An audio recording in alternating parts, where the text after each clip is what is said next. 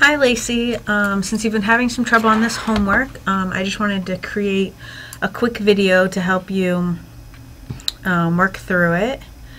And so this is one of the problems from your homework. Okay, so we've got use the sample data and confidence level to construct the confidence interval estimate.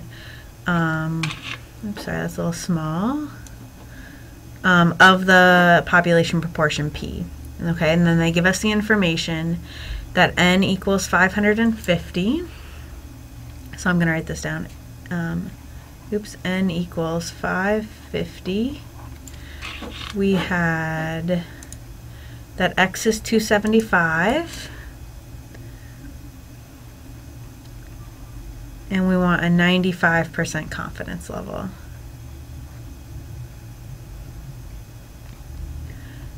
Okay, so first of all, let's get the formula for the estimates for the population proportion. And so this is the formula sheet that came with your book. I'll attach a copy of it to the email so that you have it. And you'll see with confidence levels, chapter 7, right here is the formula we want. And so we see that our error, what actually creates our interval E, is equal to z alpha over 2, the square root of p hat q hat over n.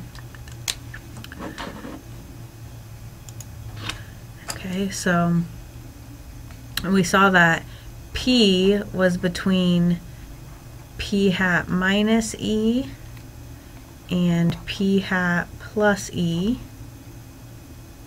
where e was equal to z alpha over 2 times the square root of p hat q hat over n. Okay, so we'll take a minute, figure out how to get all of these, and then we'll find our interval. And we saw what this problem wants, what we're putting in, is these two values that p is between. So we're looking for this value, the p hat minus e, and this value, the p hat plus e. Okay, so first of all, let's talk about the z alpha over 2, which I think you said you figured out, but I just want to make sure. We're going to go back to that formula sheet that I showed you, and we're going to go down to the z-score table, which I think is table A2. Okay, we actually want the positive side.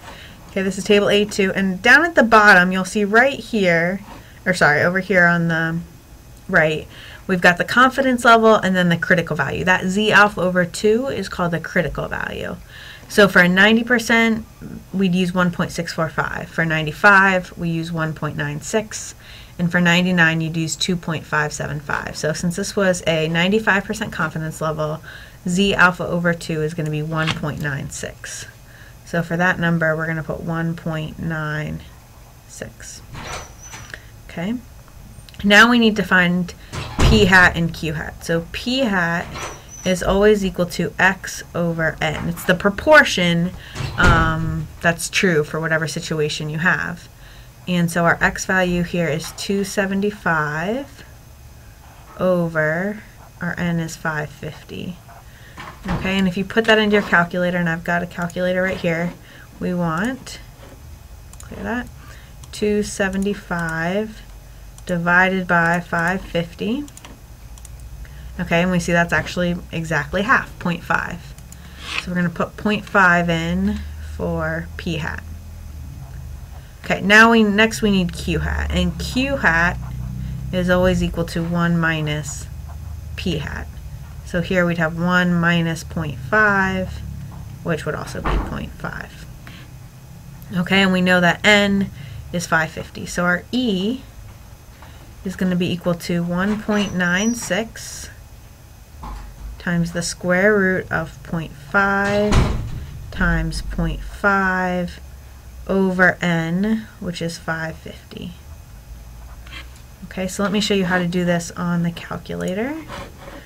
We're going to take 1.96 times the square root, so we do second square, that gives us a square root. Okay, we're going to do 0.5. Make sure you don't close the parenthesis here, it's going to close the square root too early. 0.5 times 0.5 divided by 550. Okay, now we'll close the square root because we want all of that under the square root. We'll hit enter, and we see our E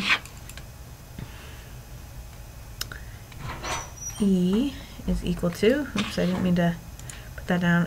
If we round to 4 decimal places right now, we'd get 0.0418.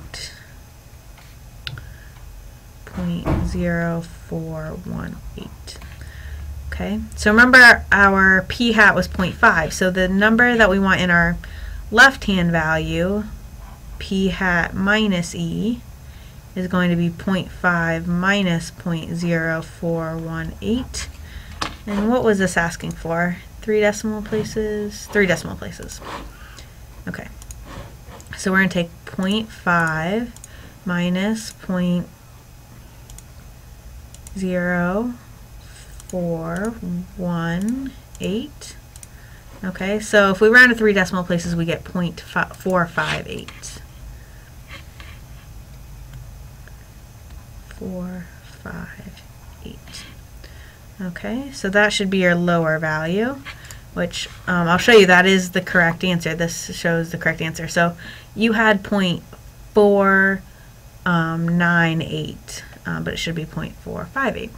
Okay, and then if we take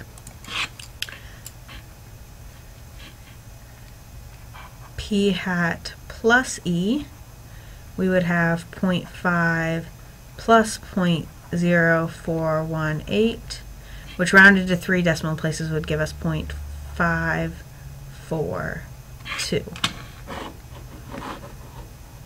Okay, and we can see that that was the correct upper bound. Okay, so I hope this showed you how you'll do these problems.